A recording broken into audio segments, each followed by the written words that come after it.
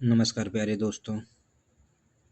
जैसा कि हम लोग कला और संस्कृति का सीरीज लेकर चल रहे हैं। आज छठा सीरीज है। एक सीरीज और लगभग बचा हुआ है। ये रेलवे प्रीवियस ईयर प्रश्न हैं जो कि पिछले कई सालों के प्रश्न को छाट कर हम लोग लाए हैं और इसमें लगाकर आप लोगों को रिवीजन करवा रहे हैं। तो प्लीज़ वीडियो को लाइक शेयर ज़रूर करिएगा, सब्सक्राइब करना ना भूलिएगा, बेल आइकन को दबा दीजिएगा और प्लीज़ आवाज़ थोड़ा अधिक कर लीजिएगा, आवाज़ कम हो तो। और कुछ भी आप लोगों को सजेशन देना हो तो प्लीज़ कमेंट ज़रूर कीजिएगा, जिससे कि हम वीडियो पर थोड़ा फोकस कर सकें। चलते हैं हम लोग पहले अपने नेक्स्ट अगले प्रश्न पर शुरू करते हैं। इनमें से कौन सा तंतु संगीत वाद्ययंत्र का प्रकार नहीं है? इसमें से कौन सा नहीं है? वाद्ययंत्र, ये तंतु वाद्ययंत्र का प्रकार नहीं है तो वायलिन। बी नंबर सही हो जाएगा, ऑप्शन नंबर बी। अगला प्रश्न है, निम्नलिखित में से कौन सी मूर्ति एक फ्रांसीसी मूर्तिकार द्वारा डिजाइन की गई स्वतंत्रता का प्रतीक है? कौन सी मूर्ति फ्रांसीसी मूर्तिकार द्वारा डिजाइन की गई स्वतंत्रता का प्रतीक है?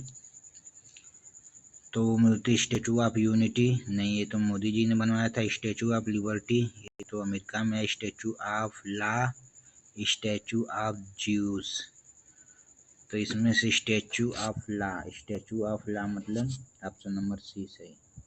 ऑप्शन नंबर सी,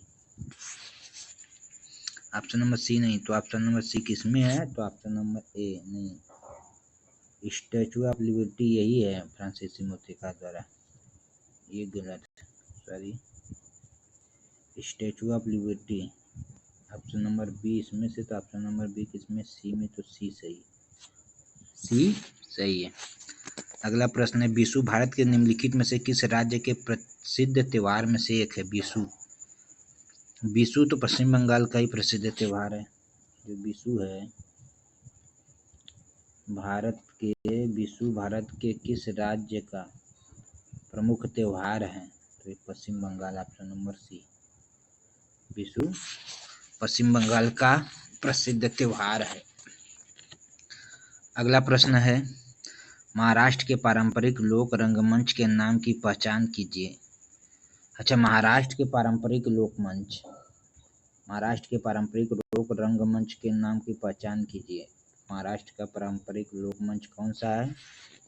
ये तो तमाशा ही है, ये रासलीला है। हाँ, रासलीला, लोकमंच रासलीला, ऑप्शन नंबर ए। अगला प्रश्न है, इस्लाम में किसी व्यक्ति द्वारा प्रतिवर्ष कमाए जाने वाले कुल धन के उस हिस्से को कहा जाता है जिसे वह धर्मार्थ व्यय करता है।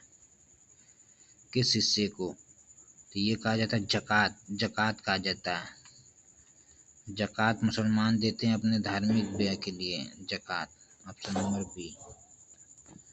मुसलमानों के इस्लाम में किसी व्यक्ति द्वारा प्रतिवर्ष कमाए जाने वाले कुल धन के उस हिस्से को जकात कहा जाता है जिसे वह धार्मिक व्यय के लिए, धर्मार्थ व्यय के लिए करते हैं, जकात।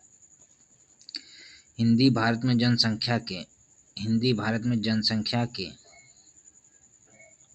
43.63% के साथ सबसे अधिक बोली जाने वाली भाषा बनी हुई है। अच्छा, हिंदी जो है 43.63% भाग के साथ सबसे अधिक बोली जाने वाली भाषा बनी हुई है और तीव्र गति से बढ़ रही है, जिसका मुख्य कारण 2011 की जनगणना के अनुसार हिंदी भाषी राज्यों में उच्च जनसंख्या वृद्धि है। ये देखो, आरआरबी ग्रुप डी 2022 में प्रश्न पूछा हुआ है प्रीवियस ईयर का। ये भी ग्रुप डी 2022 में प्रीवियस ईयर पूछा हुआ प्रश्न है। हमारा परीक्षा रिवीजन क्लासेस भी है, तो हम लोग रिवीजन कर रहे हैं प्रीवियस ईयर क्वेश्चन को। तो ऑप्शन नंबर डी सही है। कौन सा ऑप्शन? ऑप्शन नंबर डी, 43.63% भाग पर हिंदी बोली जाती है। निम्नलिखित में से किस राज्य में चापचरकूट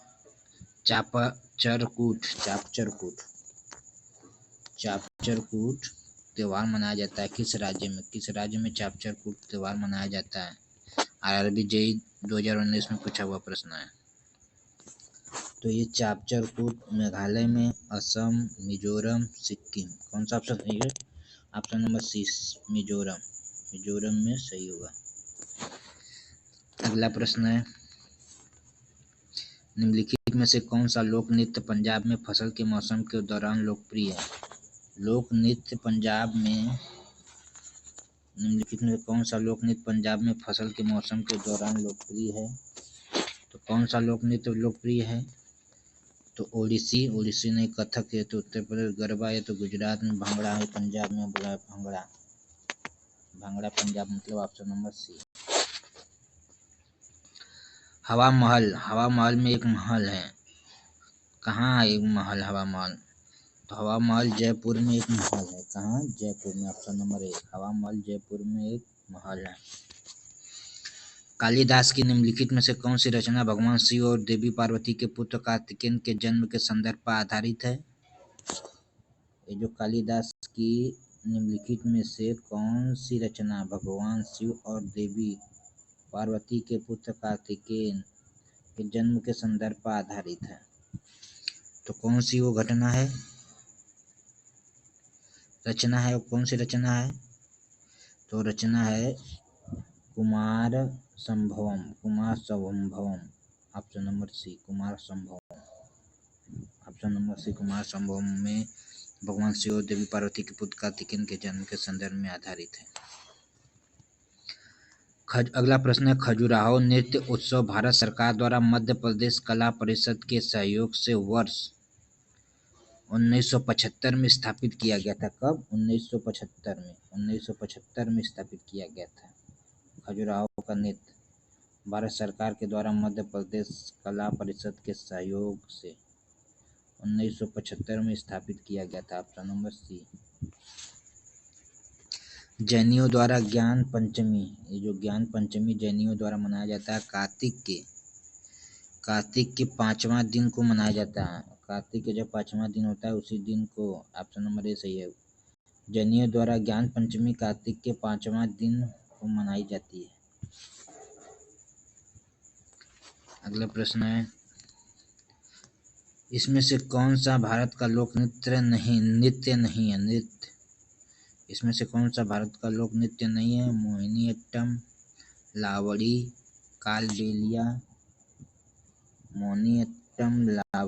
कालबेलिया, रौफ। तो इसमें से कौन सा नहीं है? मोहिनीअट्टम भारत का लोक नृत्य नहीं है। मोहिनीअट्टम भारत का लोक नृत्य नहीं है, ऑप्शन नंबर ए सही है।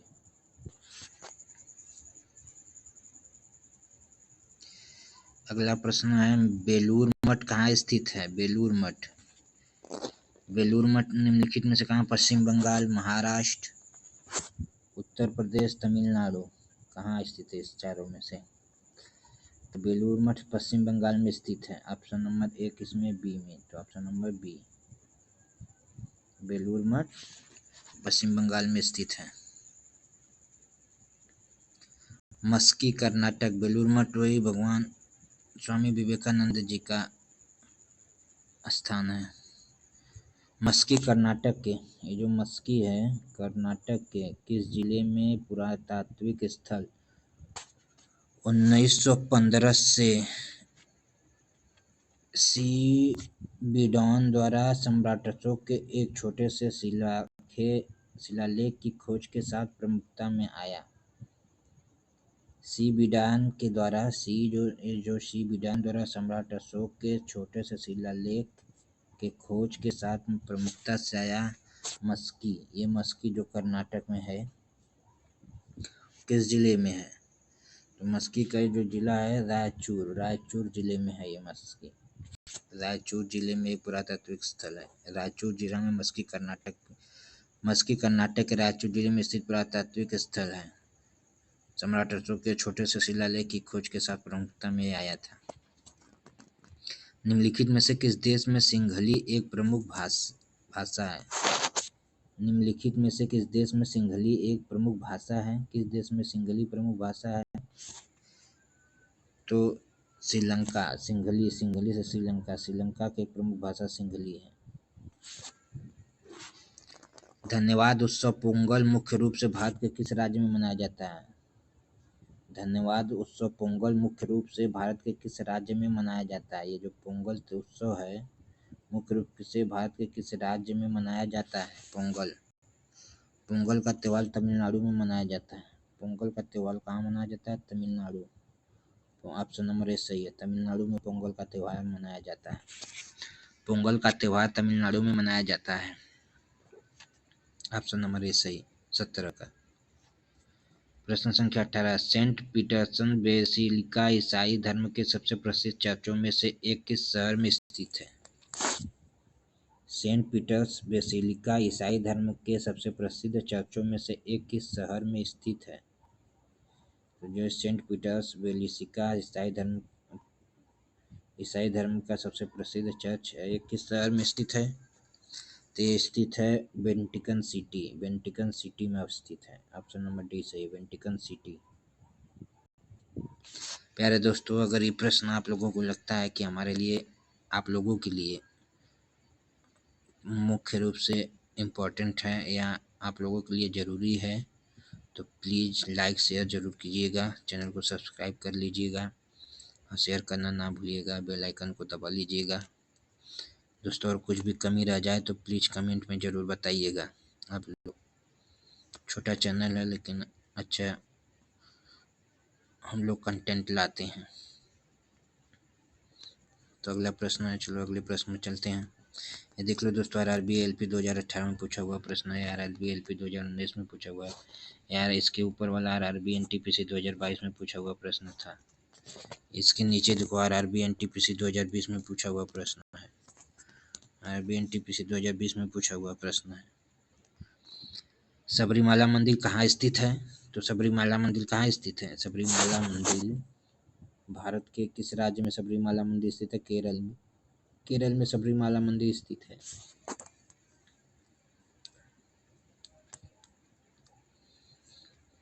अगला प्रश्न है, कालिदास ने अपने काव्य मेघदूत निम्नलिखित में से किस भाषा में लिखा था? कालिदास ने अपने काव्य मेघदूत निम्नलिखित में से किस भाषा में लिखा था? किस भाषा में लिखा था? आरआरबी 2022 एनटीपीसी में, आरआरबी एनटीपीसी 2022 में पूछा हुआ प्रश्न है कि कालिदास ने अपना काव्य मेघदूत निम्नलिखित में से किस भाषा में लिखा था?